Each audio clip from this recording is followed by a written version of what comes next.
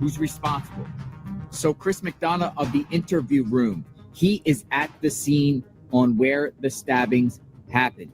And he made a community post on his YouTube channel. I want to share that with you here, and then we're going to discuss.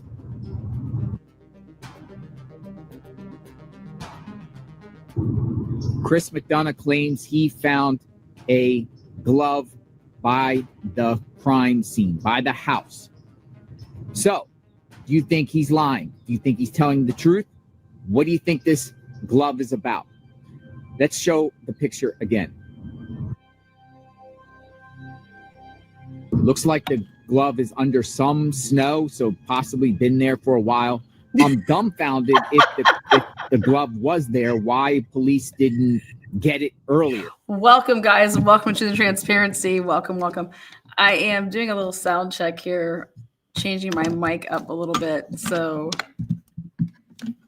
let's see. If you guys checked it out or you haven't yet, this is episode 4 to drop today, right before the 12 o'clock hour. Red Flag Project. This is episode 2. So, or I'm sorry, episode 2, episode 4. Again, welcome everybody. Truth and transparency. Right now, it is 10:30, and there is a Zoom hearing going on right now at this very moment about IGG.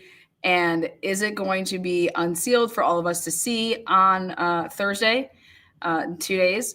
Or are they going to have that portion still sealed? They want the brief unsealed, the defense does. And right now, 10:30 a.m., it started at 10. So they are having a closed hearing right now. And everybody is there via Zoom. Clear, right?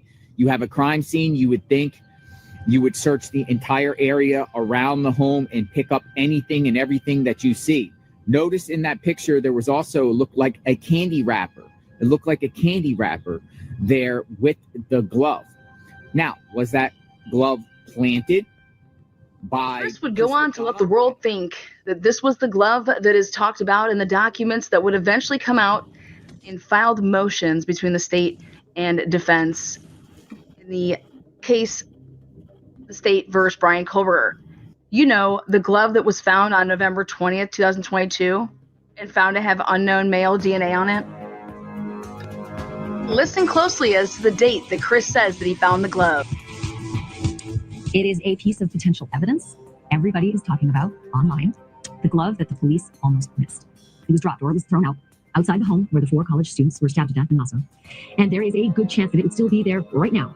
But for a former homicide detective turned podcaster who noticed it while he was actually visiting the scene on Thanksgiving, which is 11 days after the murders. Chris McDonough is a veteran of the Oceanside, California Police Department, and currently he's the director with the National Cold Case Foundation. He's also co-host of the podcast, The Interview Room, and he is live with me tonight. Detective, it's so good to have you. First of all, I am shaking my head as I even think I'm doing this interview with you. Take me there. Tell me what happened. You literally showed up and looked down and said, "Hello, gentlemen, come over here. Have you seen this?" Is that really how simple this was? Yeah, it really was, Ashley. I mean, it was my wife and I, it was Thanksgiving Day. We happened to be up here in Idaho. And I said to her, hey, let's just go over where that situation's taking place at the university to get some tape. And we're walking up the street. And the first thing that caught my attention, to be honest with you, was all of the cars still parked on the property. And then I looked over and I saw there was an officer controlling the scene sitting in his vehicle. And I looked to the left and I saw that what appeared to be a glove. And I looked at my wife and I said, "Is that a glove?" And she goes, "Yeah, I think it is." And so about where Brian was standing tonight, I walked over and looked over, and sure enough, it was a glove. And I immediately got the attention. You know what I'm going to do? I am going to, Chris, thank you for saying that. When we go back to Brian in a little bit, I'm going to actually ask him to walk me to the exact spot so that everybody who's watching right now gets the full perspective. Sometimes it's hard when you're watching through a one-dimensional TV screen. So I'm going to do that in the meantime. Help me out with this one because you're the murder detective, but you're also the person who found it. What kind of glove was it, and the significance of the kind of glove? What kind of glove was it? Well, I can't really tell what type of glove it is, if it's a male, female. And obviously the significance may be nothing, but it also could be very significant. But nothing. The Red Flag Project, Idaho 4 case, episode 4, plants and inserters. The closing remarks here, it's very simple. The glove that has the male unknown DNA was found on November 20th. Chris McDonough just happened to be in the area and in Idaho and thought he would just drive by and go check out the scene and happened to find a glove. I'm with Jonathan Lee Riches on this one. Was it planted? Was it placed? He didn't know if it was a guy's glove or a girl's glove. Well, I don't give a shit what or whose glove it is and what brand it is. It has absolutely nothing to do with the Idaho 4 case, and Chris McDonough was paraded around like a little show puppy, all while knowing that after when... Speaking of show puppies, please welcome to the stage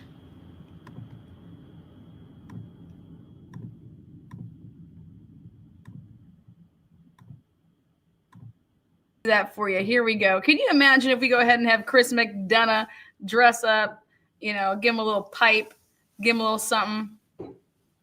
Yeah. How about that? Detective of the fucking year, man. Chris McDonough. Whole time knows that he didn't find a glove that was what was being showcased as the DNA unknown male glove. I mean, just absolutely ridiculous. When the documents came out, the November 20th glove that was found, sent to the lab, was not this glove. Chris McDonough's glove was found on November 24th. November 24th. He posts to social media for the first time, though, about it on November 28th. You know, again, that glove was from November 20th that was found by Idaho State Police forensic team and sent to the lab. This glove, out of the mouth of Chris McDonough, he found it with his wife on November 24th. Making sure we're setting the record straight. Period. End of story. Fuck that. End of story. He knew it the whole entire time.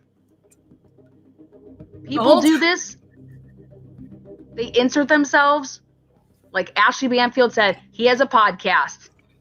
Podcasting about this case.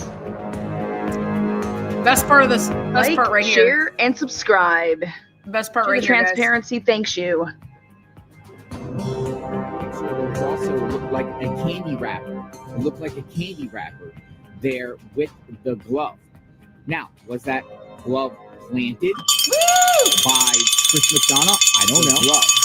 Now, was that glove planted by Chris McDonough? I don't know. Take that to the bank. Welcome, everybody. Getting ready for the tailgating for the truth on January 23rd. Right now, though, there is a hearing going on right now. There's a hearing going on right now.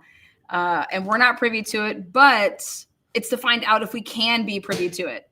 So are we going to be able to hear and see the motion that the defense filed? And are we able to hear and see how IGG was used in this case? They want us to know about it. And I think that everybody should want to know about it. I know that the Gonsalveses wanted, hey, put the evidence all out there. Put the evidence all out there. So that was their opinion back when Brian Kohberger was first arrested. I can't imagine that their opinion would change. I would want to have all the information if it was my kid.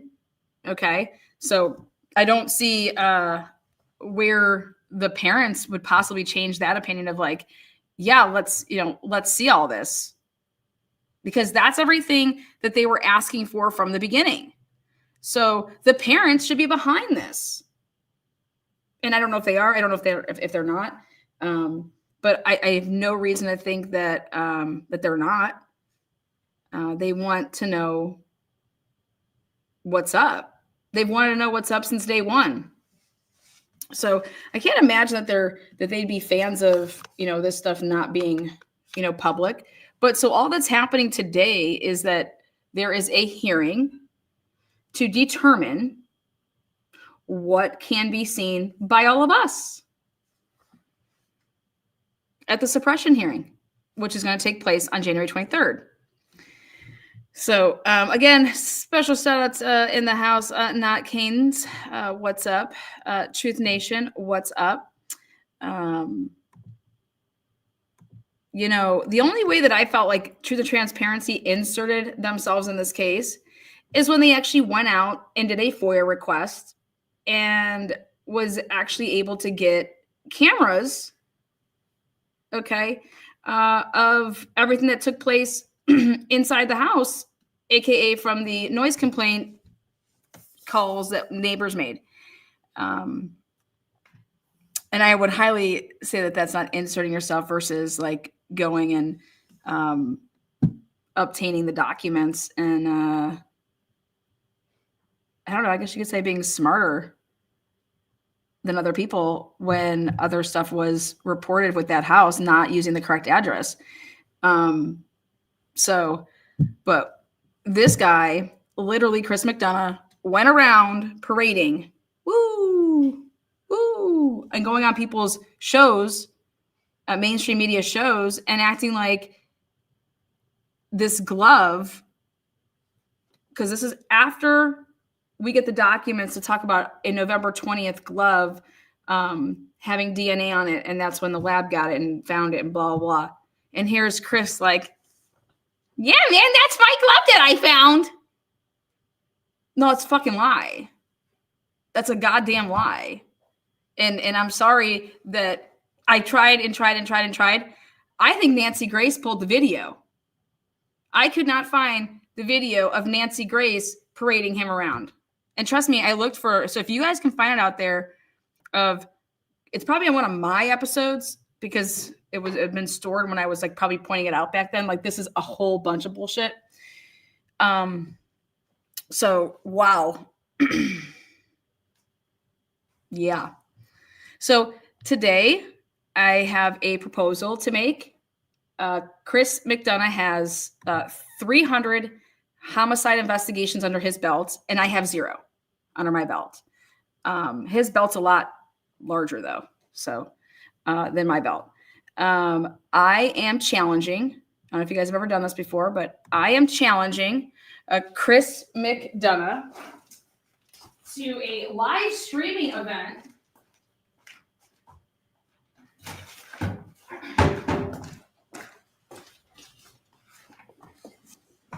where we will play Unsolved Case Files Murder Mystery Party Night.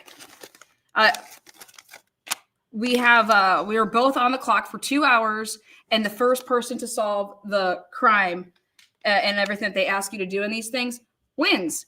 The loser has to pay $100 to the winner's charity of choice. So I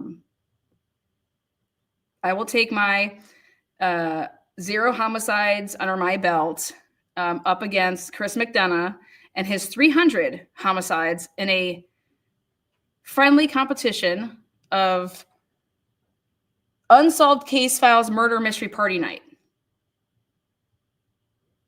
So there you go.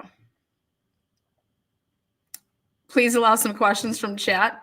What, during the Murder Mystery Party Night? What is up? What is up, Mark B? I'm not sure if you guys saw Vinnie Politan's show last night that premiered with Chris McDonough on it. I have no idea who from Court TV is watching my stuff, but I am flattered. Thank you so much. But literally, Vinnie Politan's show on Court TV last night, it was the outline of my Friday night show that I had here with all of you guys. So much so that we'll share it. We'll share the little peek. I just was blown away. I was like, wow. I was like, well, why would you have Chris McDonough on the show? I'd be happy to go up there and talk about some stuff with y'all. So we are waiting here. It's 10:45 right now in world of, let's see, here we go.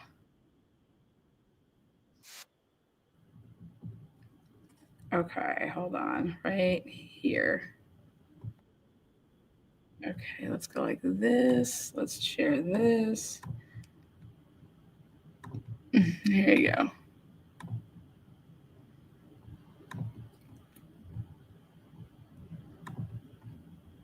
Chris McDonough, the interview room with Chris McDonough, and retired FBI special agent and expert in criminal investigations, Bobby Chacon.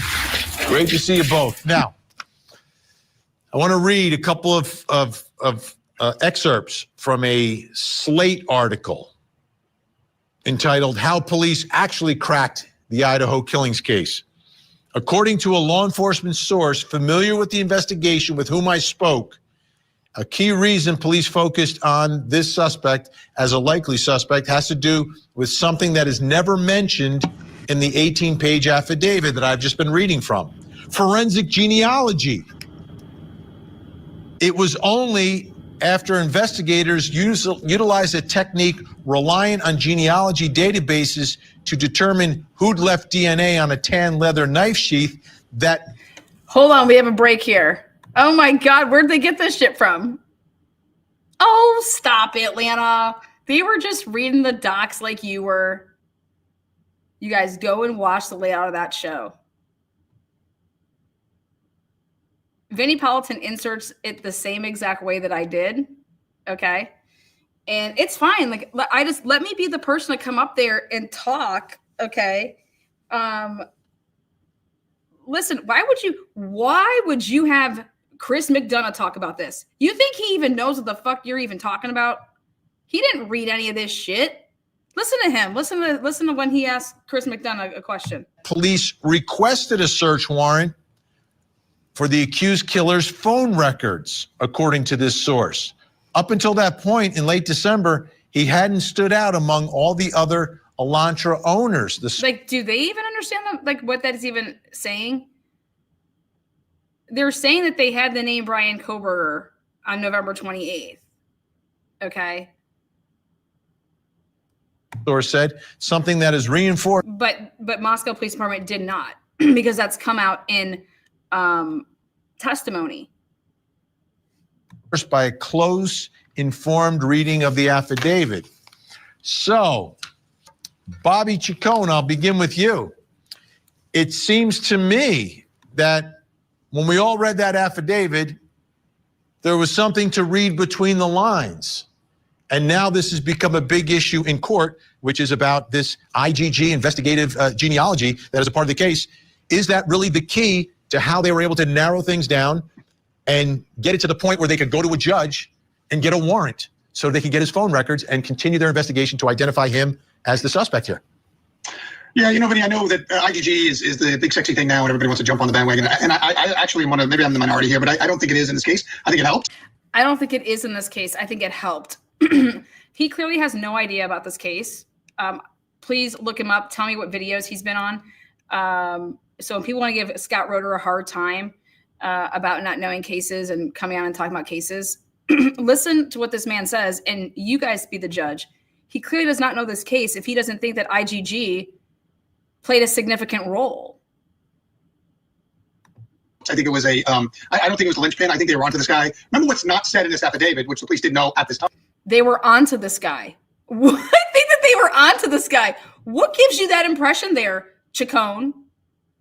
What in this whole entire case gives you the impression that they were onto Brian Koberger? Like, that's when you would ask somebody that question. Well, how do you have that opinion? How are a view of that? Like, where is that coming from that you think that? Where are you getting your information? Is they had already interviewed an eyewitness that saw the suspect leaving the house. They kept that really under wraps. They kept her. Then I heard that, and I was just like, wait a second. They had already interviewed an eyewitness. Wait a second, excuse me? An eyewitness to what? A masked man with bushy eyebrows? This is what he said. Her description of this guy and how tall he was, the bushy eyebrows, all of that was kept really under wraps for a good reason. All of that was kept under wraps for a really good reason. Because how tall he was and his bushy eyebrows. So they were doing really good police work, narrowing it down, getting your pool of suspects, Elantra owners in the area, phone records. They were doing this. How do they get the phone records? How do they get the phone records? This guy was an FBI agent, you all. Standard stuff that you do in every case. Now, IGG does help. It helps narrow down your suspect pool. It doesn't give you the suspect. It helps you narrow it down, and then it helps you get to the suspect. That then you can obtain a DNA. They did a cheek swab eventually, and compare. Eventually, how did they get the cheek swab? Directly to the nice sheath, and then you have the, what I call the 100% match, 5.3 cotillion or whatever it is, octillion. So I think that they did the normal police work. You read the affidavit. I think they would have gotten the warrants without IGG in this case. Well, they didn't use IGG to get the warrants. So they did get the warrants without IGG. What are you smoking, man? I'm smoking you, man. They did get the warrants without IGG. He thinks that they get the warrants with IGG. I'm dead. Bro, what are you talking about? You don't know this case from fucking your ass to somebody else's ass, because we never look at our assholes. So, I wouldn't know my asshole from your asshole, right? They would have gotten the warrants for his phone and things like that. I think that it was a big help. How would they have gotten the warrants from his phone? But I don't think this case doesn't get made without IGG. Chris McDonough, this guy is literally, whatever he's on, send it our way. They don't get the name Brian Koberger without IGG. They weren't on to him. How are they? Or something that we don't. How are they on to him before any of this? so they don't mention the IGG, but it's clearly a part of the case because now there's a motion related to the IGG. A lot of things have been sealed. Like we said, defense wants to unseal it. So, what's funny is he just reads those excerpts just to put them in there. And it's funny because I think he just wanted to come out with them. But here's now Chris. do you think they could have gotten to this suspect without the IGG? Was there still enough there? Did this just make it quicker? Because there's a couple steps in the process, right? The IGG gets them quicker to the suspect, but there's still not enough for an arrest. They go to the house in Pennsylvania. They get the father's DNA from the garbage. You left out the phones, Vinny. Why? Still not, it's enough for an arrest, but then it's not the positive match until they swab him. So it's like a 3-step process with the DNA. 3-step process. Wow, Vinny. Vinny's the only person that I have hope with, though. He's the only one that is talking about the Karen Reed case and trying. He's the only one with Richard Allen and who was trying. So I think, though, Vinny, I'll be happy to come on your show. I'll be happy to come on your show. I mean, these people barely say anything. You don't have to worry about me cussing. All right, this is my house. This is my show. I do whatever I want over here. What are your thoughts on the role of the IGG, and was that the linchpin? Bobby doesn't think so. What do you think? I agree with Bobby. I agree with Bobby. Of course you do. Of course you agree with Bobby. What did Bobby even say? Okay, here we go. Just to dovetail into the thought process. Dovetail. I'm sorry, guys. Remember, when this thing first goes down, there is a massive amount of resources on the ground. And so in any investigation like this, you're going to have a team inside the house. You're going to have a team outside of the house doing like a canvassing, trying to pull video, et cetera, and interviewing witnesses in relationship to neighbors. Did they hear or see, anything like that? So we don't know just yet how much amount of information they had from the get-go. And when the IGG information shows up, that's kind of like a bonus, right? I mean, that officer that went back and... See, this is how I know that you don't know anything and you haven't been following this case, because actually we know a lot from the motions that have happened up until this point. So him saying that we don't know stuff, actually we do know things. You don't know them. So don't say we don't know these things yet. No. You don't know them because you haven't followed this case since you found your isotoner glove that fell out of your pocket by the garbage cans. And started querying the cars through, the university there, and came up with a similar Elantra. Well, then you can just pick up the phone and call the FBI, and right away, if you have them on the scene, you got a direct source going there, and that information can accelerate pretty rapidly. All right, so let's wait. Who called let's talk about this for a second, Bobby, because The way Wait, who called the FBI? You can just find this, and then once you get the Alontra, you just call up the FBI, and they're just right there. Who called up the FBI, and they're just right there? What are these people talking about?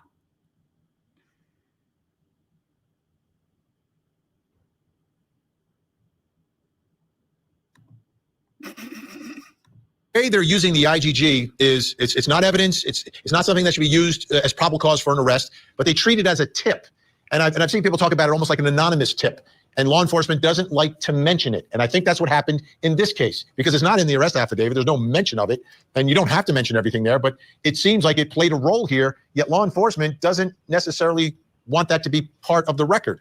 Why is that, Bobby? Why do you think that is? You know, I don't know why it is. My guess is, and just to be clear, IGG has a really big role in some cases, and it's the only thing that leads you to the suspect. So it's very valuable. This is a new area of DNA investigations that's very valuable. I just happen to think in this particular case, they had the Alontra, they had a Washington State University student registered to a white Alontra, so they were on their way to identifying him. In this case, IGG was kind of a very big help, but it wasn't everything in this case. In some cases, it wasn't everything in this case. It wasn't everything in this case.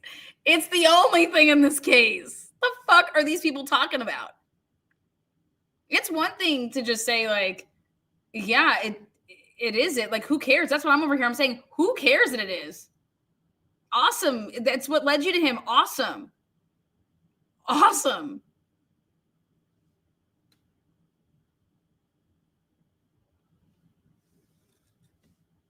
It is. I think they don't want to mention the IGG stuff because remember where it all comes from. It comes from a voluntary database that, Cece mentioned earlier that, not all people dedicate their DNA to this. And the biggest services, like the one I'm in, one of the bigger ones, doesn't allow law enforcement to query it. So, when you're dealing, you don't want to make people hesitant to give their DNA into these programs and into these companies because they sensationalize it. And they say, oh, the law enforcement's looking at all these people in these databases. And then you get, as a business owner, you wouldn't want that to happen either. You don't want people hesitant to put in. And so I think like it's a quiet, kind of tool they pull off the shelf that they can use, find the suspect and then put it back and then not tell anybody. Not that they don't tell anybody. They just don't want it like all that publicized because they don't want people. This episode was just like amazing. Like, you're absolutely right. So we the people, hey, you guys, we shouldn't tell the world what we're doing, what us law enforcement people are doing with their DNA. You guys, this doesn't make any sense. This doesn't make any sense. If my DNA could help solve a murder, okay.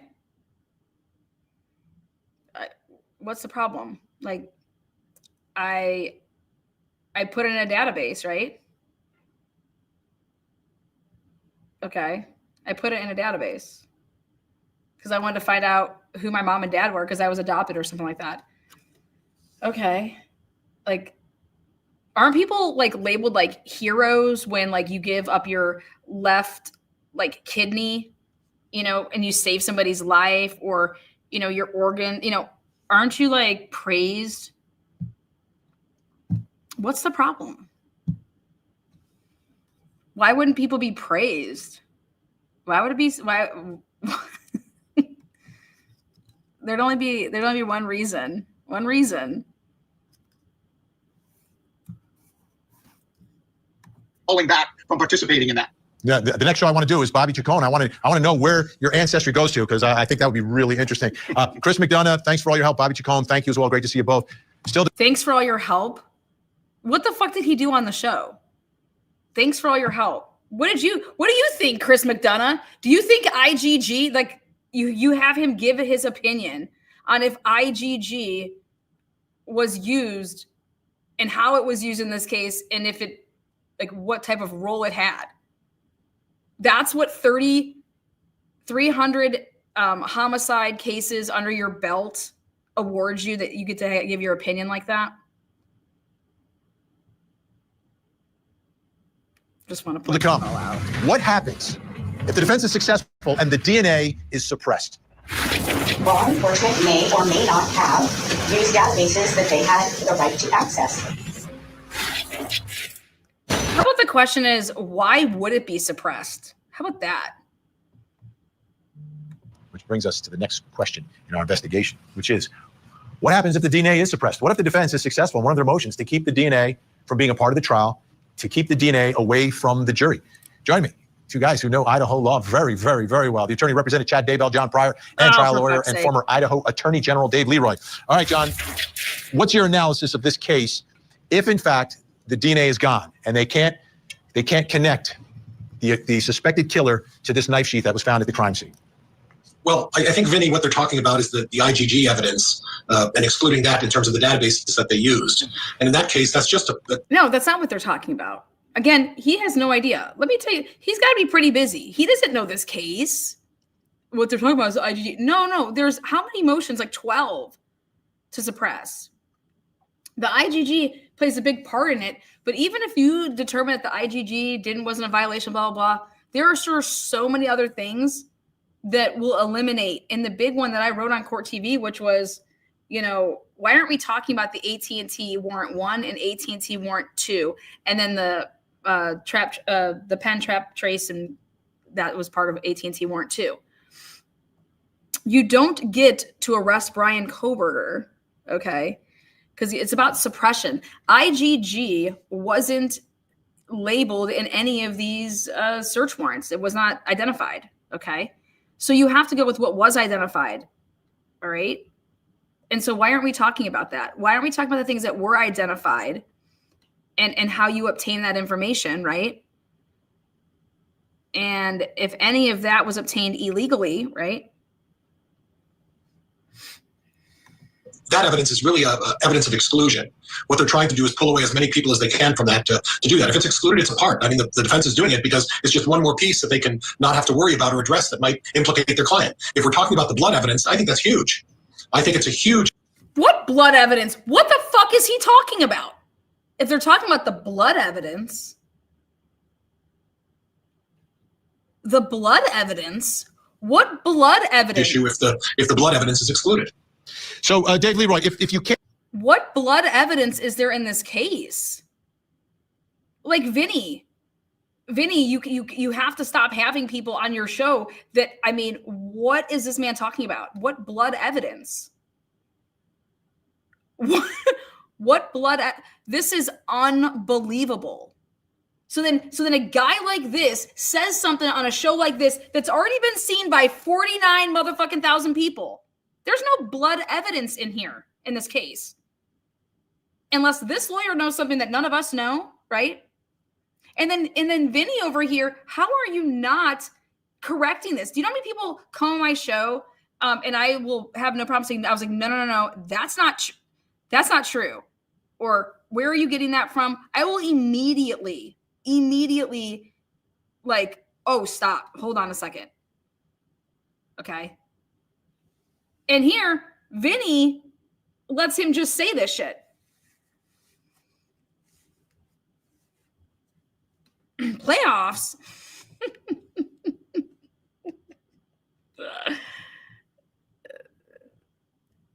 Blood evidence. He thinks that the sheath had blood evidence on it, and that the blood evidence is me trying to guess what this man means. Which may I add, horrible job on crossing balance in your fucking Daybell case, buddy. Horrible efforts. Can't connect the defendant to something that was found at the crime scene in this case, which was the knife sheath. If you can't make that direct connection, if you are somehow denied the ability to do that by some of this pretrial litigation, a lot of which is under seal, how strong is this prosecution case? How difficult will it? Okay, so then we're going to come back to this part really quick because I have to go back to what he talked about early on.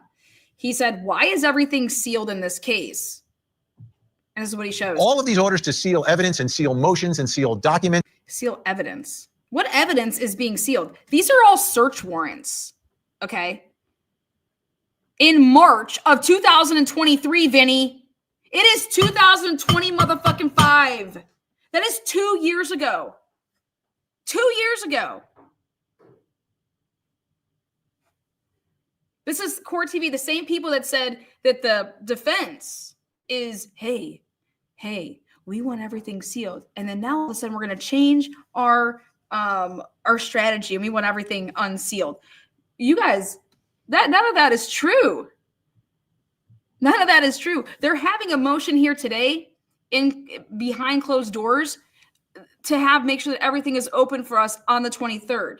And not just that hearing, but hey, there is stuff that we stipulated to because of judges saying, hey, do everything like this. We want all that. We want to change that. And since the state won't stipulate to it, we want to have a hearing about it. Okay. And we just want to make sure that Brian has the right here to have his suppression hearing open to the public. You're not going to try to close this, are you? Because we want to put that on the record too.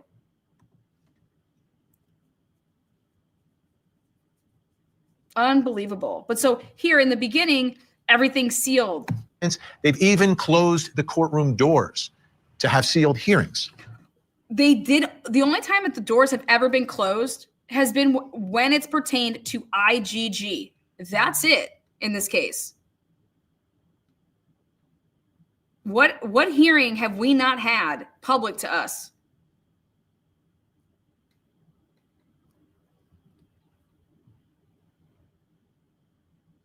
Motions to compel, public. Change of venue, public. IGG stuff that happened that was part of the motion to compel in August of 2023, public. The death penalty hearing, public. Okay. Maybe this is Court TV's way of saying like we haven't been giving much coverage to this because it's all been fucking closed. All right. No, it hasn't been. In the most important motions, you just have to read them, and then you have to comprehend them, and then you have to explain them to your audience, which I think I've done a pretty good job of doing that on this channel. And I've said this, people want to say the defense is just, hey, this is what they're just doing their job. They have to do this, they have to do that. They're doing their job, they're preserving, appeals, blah, blah, blah. This isn't a guy that went into a school and blew up the place. Okay. We have it on camera, blah, blah, blah, and someone just did it going through the motions here. This isn't that type of a case. This case is not open and shut.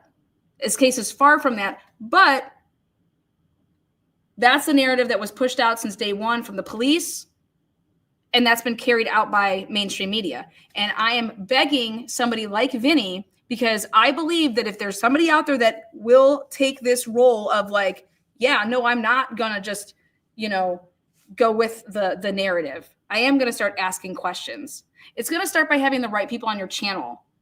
Okay. Because I get it, Vinny. How can you possibly, you need correspondents that actually know what's going on. And I'll be that for you on the side of, due process for the defendant. And our rights, because any one of us one day could be a defendant, and our rights as United States citizens matter. So let me come from that aspect for you. But having people on your show that I don't care if somebody's a lawyer. That doesn't mean that they know more about this case. If you want to talk about procedure, or you want to talk about strategy, why a lawyer would do this, or what the law means with this statute and that statute, sure, have on your fucking idiots that get dressed up in suits every day and charge people $500 an hour to literally gaslight the fuck out of you. But Chris McDonough, inserter, planner. Now, Court TV, we cover trials all around the country, primarily murder, which brings me to the first question in my investigation tonight. Why is everything sealed? Is this normal in Idaho? And they go back and forth, and it's like, hey, they're trying to, give, even the old, some of the other cases involving Lori Davis. He looks like, what's his name? The guy with the the snap. You guys know who I'm talking about on the right. Who's the guy look like? It'll come to me. You guys will probably get in the chat quicker. But he actually said that in this case, because he's an ex-Idaho attorney general. So even from the AG's perspective. Hey, Bell. Dave, let me start with you. That it's more. Here The go. court, and with the concurrence of the parties or the assertion of one party or another, that something about this, if revealed pre-jury trial, may have the tendency to taint an objective jury. Much of that sealing, I presume, Benny, is to keep evidence away from you so that you will not be Did he call him Benny or did he call him Vinny? putting it on the national news as one way or another potentially influencing the case. Sealing in Idaho is done on an ad hoc basis, meaning that each party can make a particular application for a particular unspecified reason, often in secret, and the judge makes a decision in their best discretion about what the answer is. But I presume that most of this sealing is designed to minimize pretrial publicity and enhance the possibility of finding swiftly and accurately an objective jury. So, John Pryor, is this unusual in your practice to have this much stuff shielded from the public, including hearings? Well, I agree wholeheartedly with David. In the general criminal case, general trial, it's highly unusual to have this much sealing. When you're dealing with a case that has a lot of publicity, and this Kohlberger case has a tremendous amount of publicity, and in recent years, there's been another case or two that had a lot of publicity. The courts are working very hard at protecting not only witnesses, but evidence from getting out that might influence people prior to they selecting the jury. And that's a lot of what's going on, is that they're doing this to make sure that both parties have a. So that's what they discuss. We're in this case where we have already had a change of venue due to what the defense successfully advocated was too much pretrial publicity in a small venue like Moscow, Latah County, Idaho, in North Idaho. Now we're moved 300 miles away to the Boise media area. It's better to be safe than sorry. I understand that trying cases in the media is something that we all are allowed to do as citizens, and it's great TV, as your network has successfully projected over the years. But to the extent that we can upfront protect a That's what gag orders are for. But the public docket is what we're talking about. The public docket.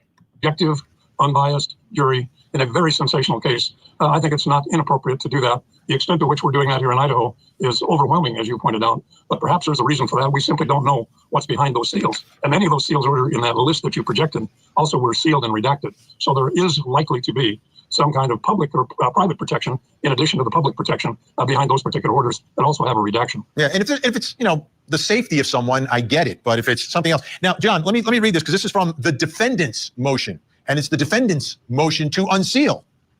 The suspected killer, by and through his attorneys of record, hereby moves the Honorable Court for an order to unseal the investigative genetic genealogy referred to as genetic information or IGG, suppression, briefing, and related hearing. Here, the way in which the IGG material is accessed and used is a matter warranting public disclosure and should not be shielded from the public's right to know. So in this scenario, John, it is the accused, right? The one who's always worried about getting a fair trial, who wants something to be unsealed in public. Like, from where I'm sitting, then there should be no reason for it to be sealed, especially if the defendant himself is saying, hey, let the public see this.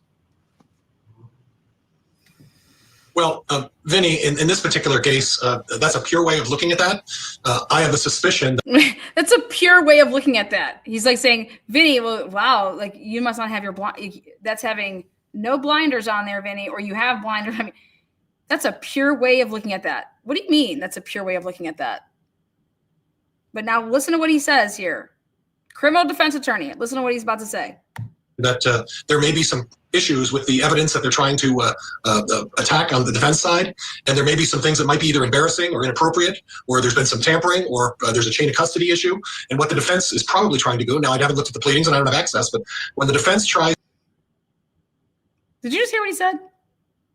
With the defense, I don't have access to the pleadings. What are you talking about? You have access to the public record like we do.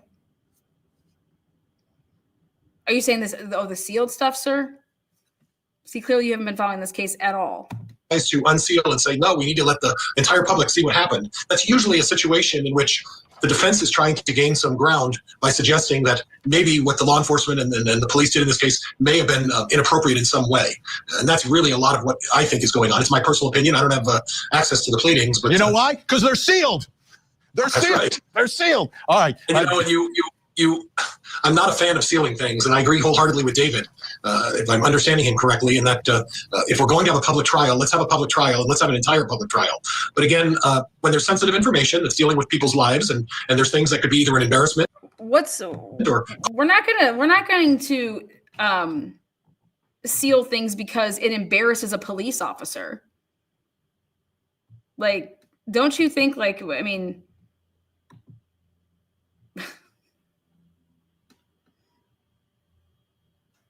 the only way anybody, whether it be the state, whether it be the defendant, you have to use the public, you have to use the docket.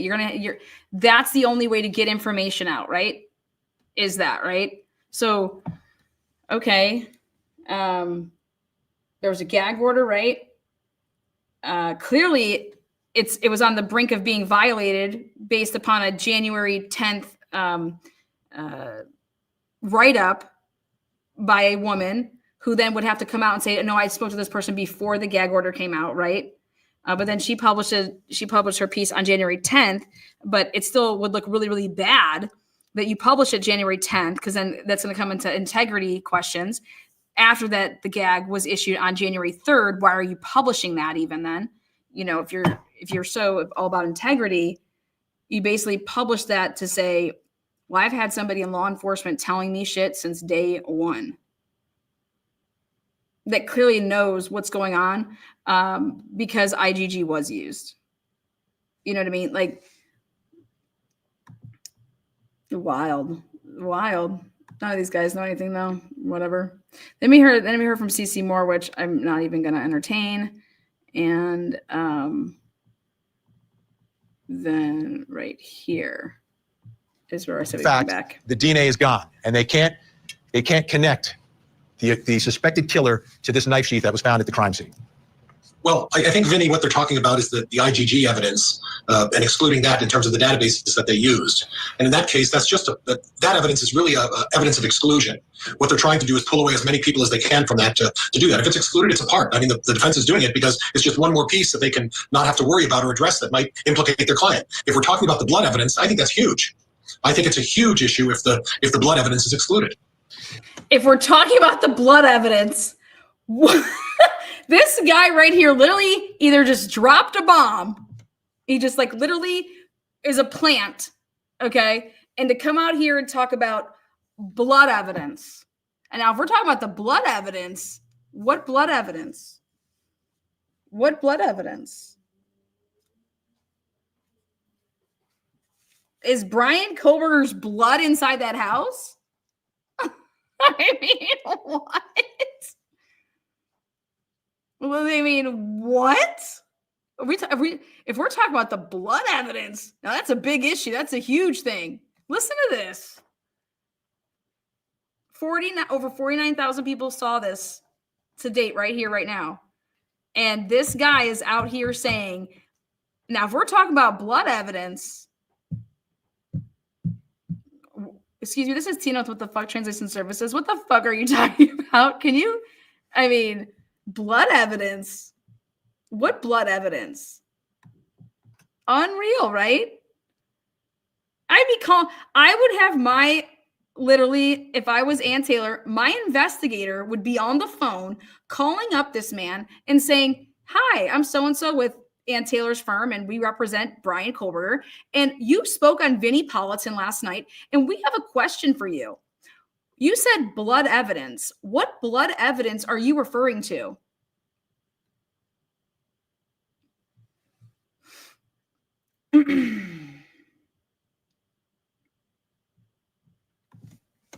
Wouldn't you?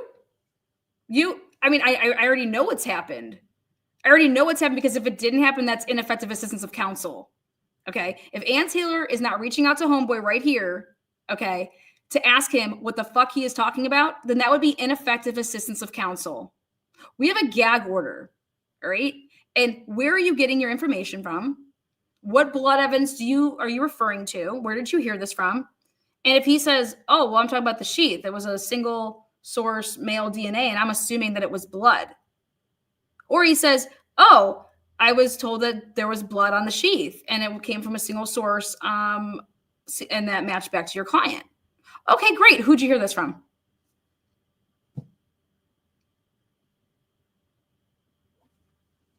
Literally, I fell out of bed when I was cheering on my Buckeyes like a lunatic, I heard this and I said, we were up 31-7. I come back in, hit this, and I was like, what in the world did this man just say? There's blood evidence?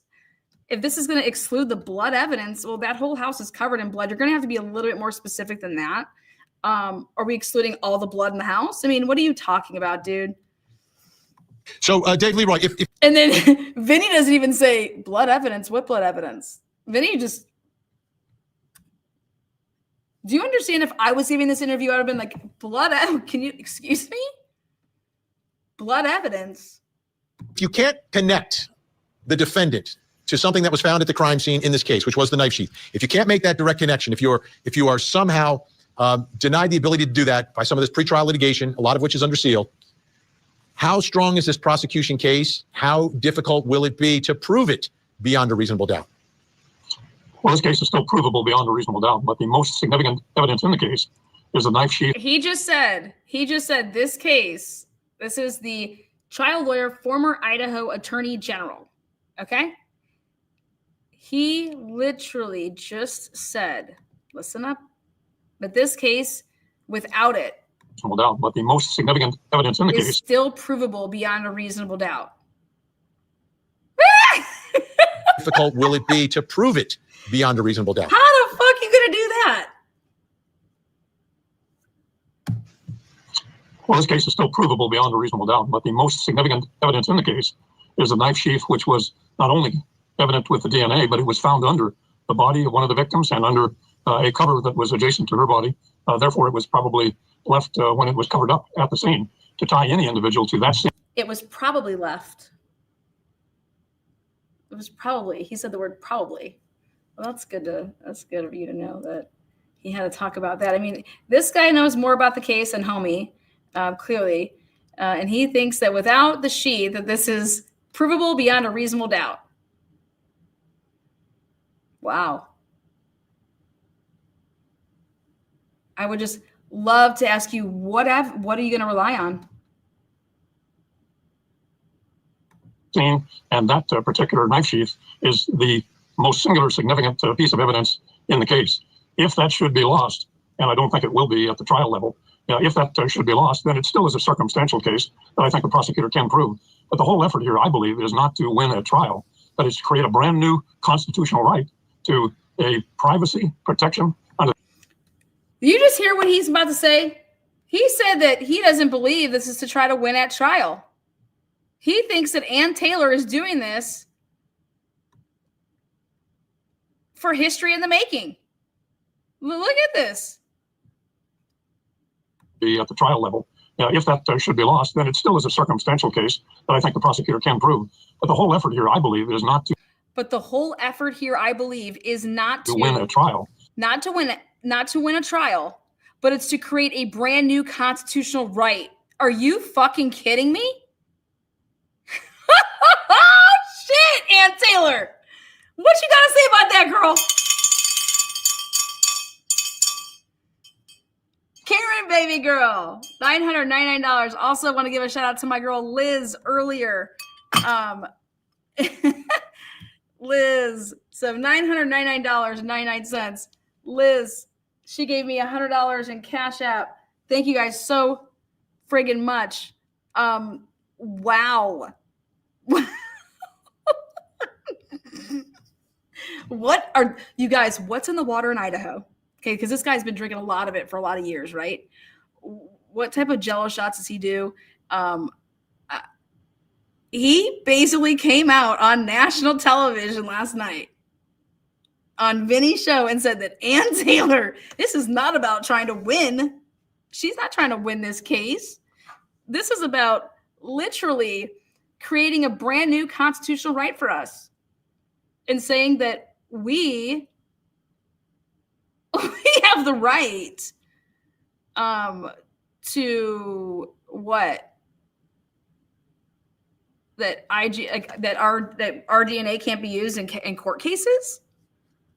Like, dude, this is so wild to me that he came out and said this. Dude, you have a guy that is you want to talk about Constitution? You have a guy that's constitutionally innocent. And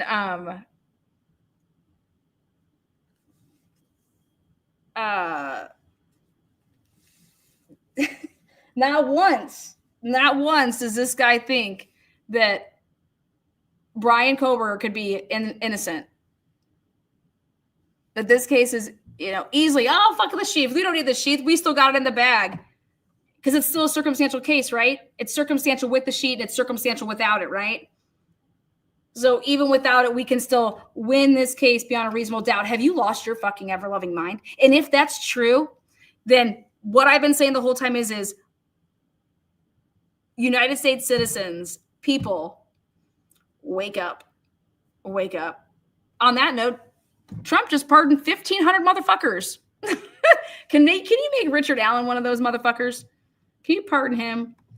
But it's to create a brand new constitutional right to a privacy protection under the U.S. Constitution for the GNA of third parties, including relatives.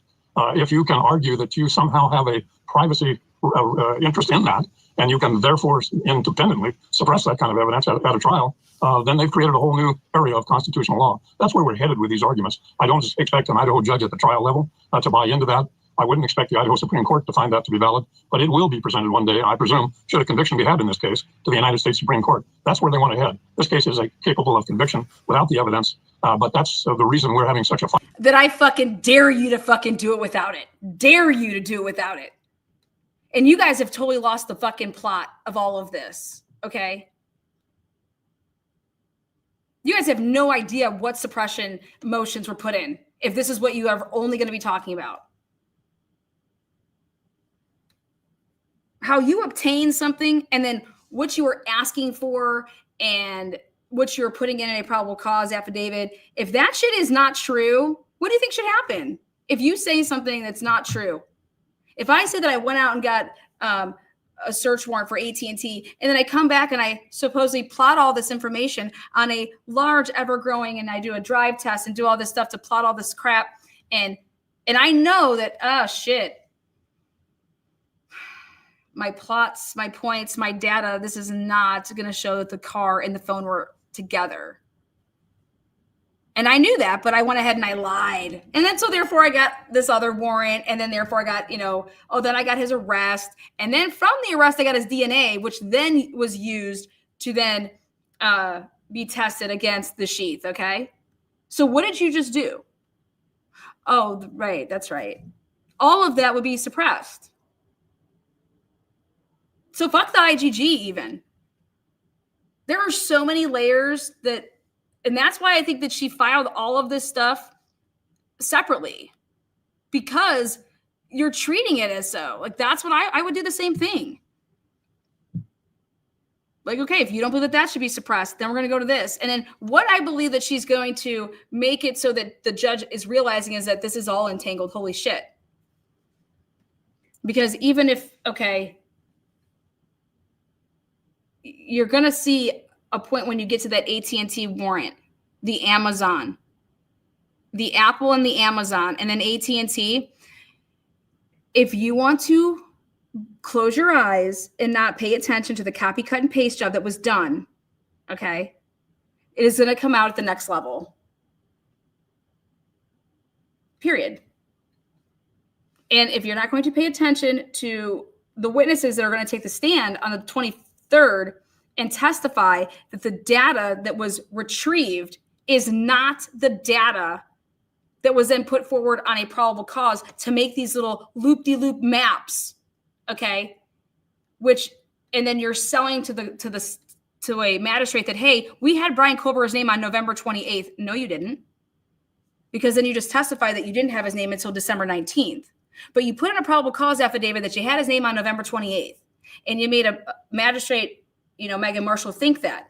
And then you did this. Oh, and then when we got his phone records, then it lined up perfectly that the phone, when it turned back on, it was over here. And this is where the car was. And it's moving like this. And then he basically shut off his phone during the commission of the crime, which people do when they commit crimes. Do you know, if I was to put that out there, I'd be considered a conspiracy theorist. So basically, Moscow, Idaho's probable cause is literally based on conspiracy theories. Because if I put that out there in a case and told that to people, they would say, are you fucking kidding me? And then found out that I lied about the data of somebody's phone. Once I got the records, I really didn't plot all this shit and I didn't do any of this.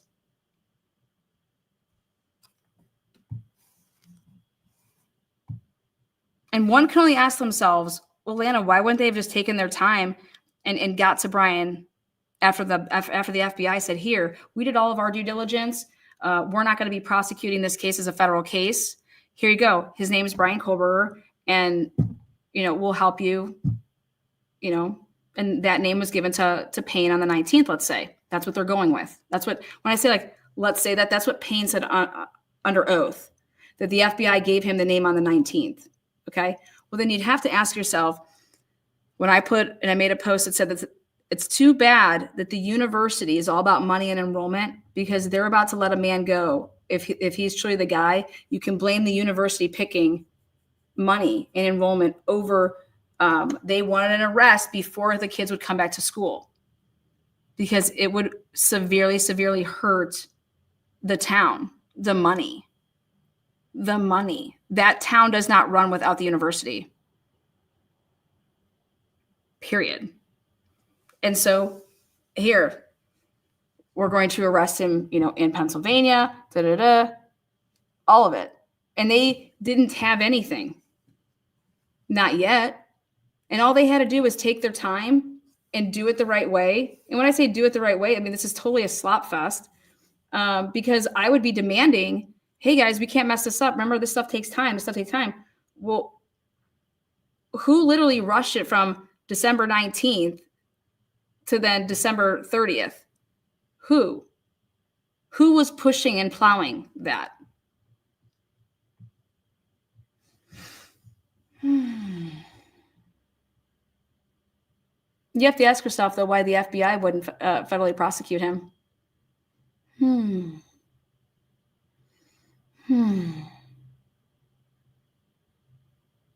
I think I have a pretty good idea why, but I'll wait on that. Fight about the knife sheet. It weakens the prosecution case if it's lost, and if it stays in, it creates an argument against the United States Constitution. So what would be the impact here, John, potentially, if the defense is right in their assertion that the data that they accessed, they're not entitled to access? They somehow. Well, I agree with David. I'm sorry. Go ahead. Well, yeah, that's going to come out, you guys. It's going to come out that the FBI wasn't entitled. They went and used the loophole, because unless you can produce that receipt that shows that you put it in as a law enforcement kit, you're unable to produce the fact that you did it without the loophole, which means that you used your tree was made up of people that opted out of law enforcement, you know, database. And I already believe that that's happened because it's so easy to produce that receipt, because when you have to enter it as a law enforcement kit, you have to pay, and it's like $500 or $700, okay, per kit that you were to upload through law enforcement. It actually takes longer to do it that way. And you get a receipt. There's a receipt. And so where's the FBI? Produce the receipt that you uploaded it through the proper channels. And I don't believe that they have that. And if you don't have that, then, like, without a doubt, 100%, you can say that. So you uploaded this as a normal citizen uploading it. And I think that they more or less said that in their one motion when the state responded. And so that they use the database just like how any other American can use the database. Ding, ding, ding, ding, ding. That's written in a motion. So. Go ahead. No, if they were able to access something that they weren't supposed to access, so what's the impact of that? Is there an impact on this case? Well, the impact is that evidence, if they used an inappropriate or were were inappropriate in accessing the website, the evidence is excluded. I agree with David, this is still a circumstantial case, but obviously if DNA or IGG evidence is excluded because inappropriate actions by law enforcement or others, it makes their case a little harder. And I agree with David as well that it also sets it up not only for an appealable issue that could go on for years, but also setting up the possibility that a higher court would at some point... They're totally... Exactly. So listen to everybody that they're all agreeing here with. They're all agreeing with if they didn't access... Okay, if they didn't access the website the right way, both of these guys are saying that they should lose, like that it's out. Of course, if they didn't access it the right way, if they didn't access the website the right way, then why? Wait, but wait a second. But why would it be out? Why would it be out? They didn't do anything illegal. They didn't do anything illegal. By accessing and using the IGG databases that there are out there, if the police access these or the FBI access these and did it as, hey, I'm acting like this is my DNA and I put it in, okay? And so I therefore that I'm able to bypass, like I'm into every kit possible to compare it to, right? All I did was violate the consumer agreement. It's unethical what I did, right? It's but was it illegal? Did I do something illegal?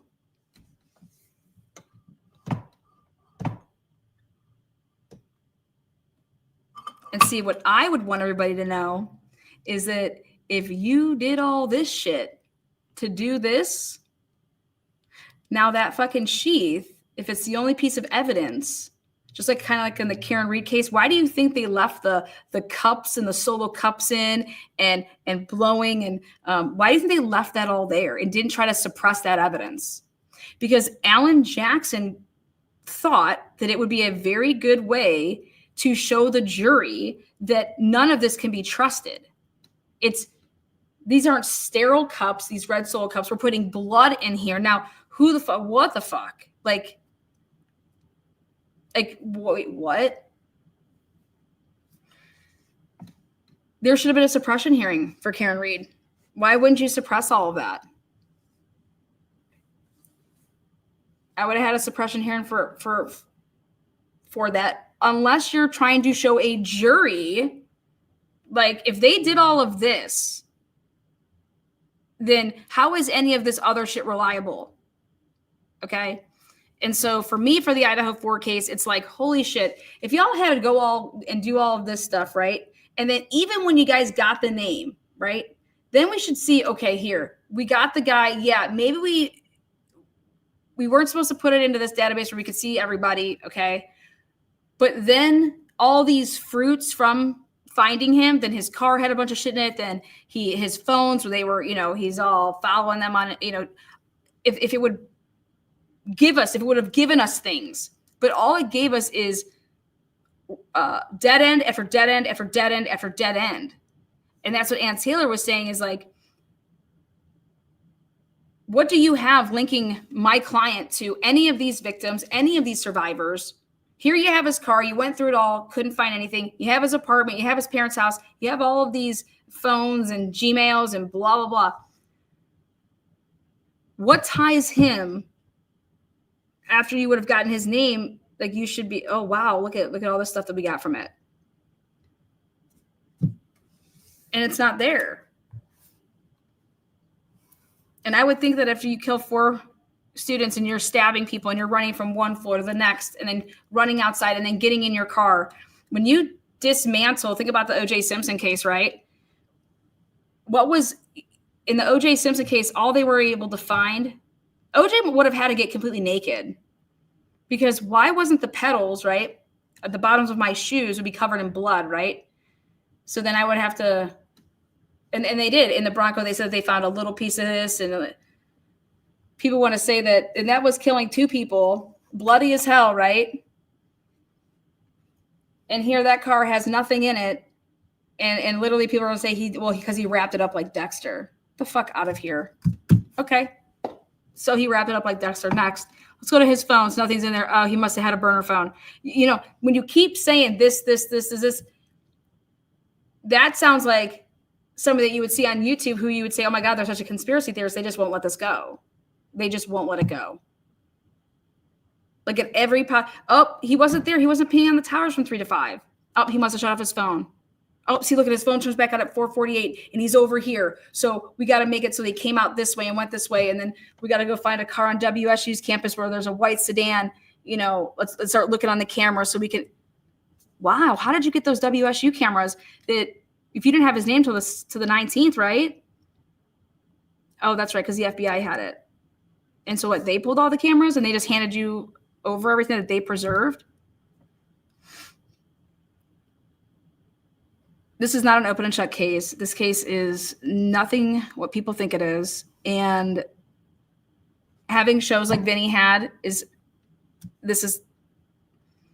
isn't the way, Vinny. You cannot have people on your show. There's a gag order, and then this is bad. Or if you're gonna have people like this on your show, then I want to come on your show. I want to come on your show and ask people in the most polite tone possible when they say something. Can I be heard on that? Hey, where did you get that information from? Or have you not seen this? Or have you not heard this? Like, why do you think that this is a case that you're going to be able to convict beyond a reasonable doubt and be able to still say that after the sheath would be gone? Because I want to know what evidence you'd be relying upon to do that. If you're not able to say that his DNA was inside that home, how are you going to convict this man? Adopt a situation where you're invading people's privacy, and I wholeheartedly agree with what David's assertion there. So, looking at how this case was investigated, and I think I understand it, despite all the things that are sealed. And what the assertion is that they used all these different pieces, but one of the pieces they used to get to the next step, to get the next piece, was this IGG. So if the IGG gets thrown out, do we get into the world, and I'm going to say it, I know it's from law school, but it's for real. We only have a couple seconds here. Is this, and just a yes or no, is it potentially fruit of the poisonous tree that everything that followed must get thrown out, which could throw out the arrest, the probable cause here? Is it, just give me a yes or no, because we're really short on time. David, you first. You get an A on the bar exam. The fruit of the poisonous tree will be exactly what the defense argues here, to throw out the DNA if there is a constitutional right of privacy in someone else's DNA. All right, we're out of time for tonight, but you know I'm going to be calling on both of you throughout this case. So don't make any plans for late summer, early fall. John. So was that a yes or a no? Because he just asked for a yes or no, and this is what Grandpa gave us. I mean, at least for me, Vinny, you're going to get a yes or a no. I'm going to follow the instructions. Yes or no, because we're really short on time. Give me a yes or no. David, you first. You get an A on the bar exam. The fruit of the poisonous tree will be exactly what the defense argues here, to throw out the DNA if there is a constitutional right of privacy in someone else's DNA. All right, we're out of time for tonight, but you know I'm going to be calling on both of you throughout this case. So don't make any plans for late. And that's fucking horrible, Vinny. And I hope that you reconsider that. That's absolutely horrible. Get him, Lana. Damn right. We know things. They obviously don't. Been working so much. It's been so long since I caught alive. Oh, thank you so much, Pamela. Woohoo! Brother Hector. Love the name. Capelli. I say that right? That's pretty dago. I love it. WB. Hello. Starboy glows. Love it. All right, let's see what we got going on. Do I think the judge will make a decision today? Well, I can tell you this. The judge, typically unique, when the judge has to make the decision before they start, which is on Thursday morning. So I see he's been really, really quick with his shit. So I think he'll either write it up today or first thing in the morning. Yeah, I do. You always want to be thinking about the families. They have to, if they want to be there, right? If I want to be there in person, like, when do you think you're going to let me know? You're going to make this decision? Like, I mean, I think it's going to be, yeah. Go Buckeyes. They won. Absolutely. But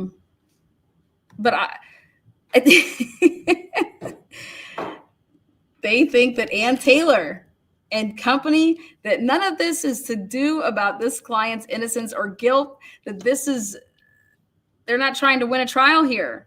They are trying to change the Constitution. Now, one of my lovely subscribers sent me. I was like, hey, if you can find me that video of Chris, send it on over with Nancy Grace. So let me see here. Oh, let me on my computer. I got. Oh, yeah.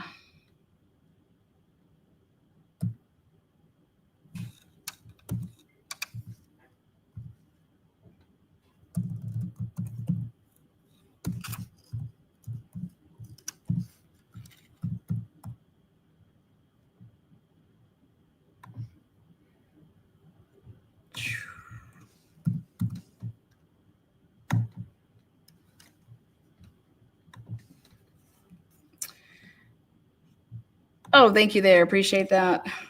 Now I put my password in again. I reset all my shit. Yeah, that's me. Let me in.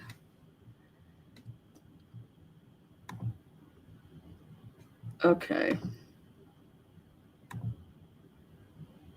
Oh, Robin, $50. Thank you so much. Yes, Santa, keep on them. Hell yeah. You know I'm gonna do that. You know why? This is wild. Robin, thank you so much. $50. Thank you guys so much. I'm gonna have to take Bella out to dinner tonight. Hey, Bella, can I get some sweet tea? Maybe a little bit of sugar. All right, here's the video with Chris McDonough. Let's go ahead and show it. Damn. Is this the video? I'll die. Oh, God, it is.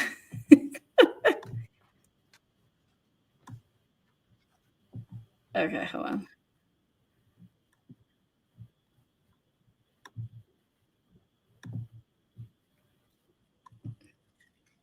I looked down by the trash cans out front, and there was a black glove. And it was partially covered by snow. Immediately, the red flags went up in my mind. It's like, Ooh. Okay, there's a glove here. And, I don't know who it belonged to, how it got there, how long it had been there. But it just another anomaly that just didn't look right. So I got hold of the officer who was sitting there at the scene and, asked him to come over, and I pointed it out to him, and he went, and his reaction was, wow. And I said, yeah, I'm a retired homicide guy. You probably want to, collect that. And he took some pictures of it and said, I'm going to tell our CSI folks. Well, come to find out, there is pictures of that glove within the first couple of days. You can see it behind the trash cans in the front. And this was a couple of weeks later that, I saw it. And I'm thinking to myself, okay, well, how did this thing get here? Is the suspect, does this even belong to the suspect? Does it belong to a neighbor? Does it belong to one of the victims? I mean, we don't know. But I thought it was an anomaly that, just, again, did not look right. Oh my God, so cute. You're joking, it's my mum. You're joking.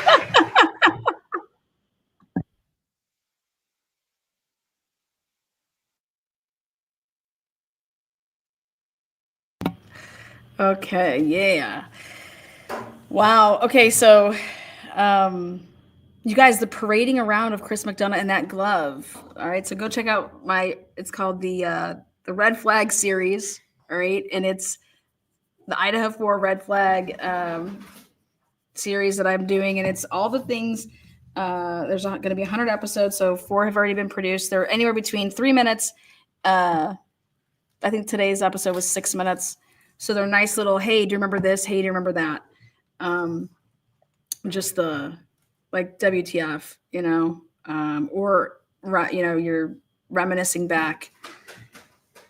Right now it is 11:49 a.m. And so that means right now it'd be 1 hour and 49 minutes that they've been in this room at the courthouse via Zoom, everybody, though. Everybody showed up via Zoom. And I have a correspondent that's actually there. And we were just trying to get and look at the setup for Thursday, everybody's coming in person, except for 3 people. They will be testifying via Zoom, or at least somebody will, maybe all of them. And so I wanted to see if there was extra, security, or if they put up did they do anything? Like what's going on? So I'll be making a video of some of that a little bit later. And as of right now, there is nobody that is being a birdie in the courthouse to say if anything has happened yet. So I also know that Richard Allen had huge document drops. Myself and actually Bedtime Stories with Bella will be joining me when I go over those later. So Thursday, we will be live streaming here. We will start it at, it starts at 9 a.m., but it's Mountain Time, so it'll be like 11 a.m., but I'm going to start here at 10:30. So 10:30 a.m. on Thursday. I already have a link for that. And somebody in chat's going to be there. Crafts and Crime will be there. All right. Make sure you sit on a side where the camera can get you. Go back and check some of my lives out to see where the camera angle's at. Miss Harris, yes, thank you so much. 5 gifted memberships. Who turned green? Yeah. All right, you guys rock. As soon as I get an update, I will be putting it on my community page. Trying to think what else. I want Chris McDonough to know that I have a proposal, which is we are going to play Murder Mystery Party Night, and I challenge Chris McDonough to a Murder Mystery Party Night here, and he could pick the case that we do, and the first one to finish and solve the case, we're going to live stream it, wins, and the loser has to pay $100 to the winner's choice of charity. So I'm going to take my I have 0 cases, homicide cases under my belt, up against his 300 homicide cases under his belt.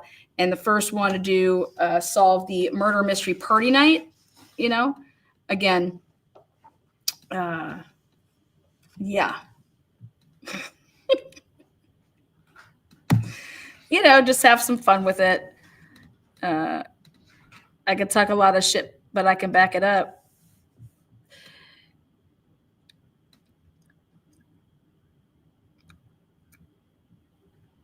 So thank you.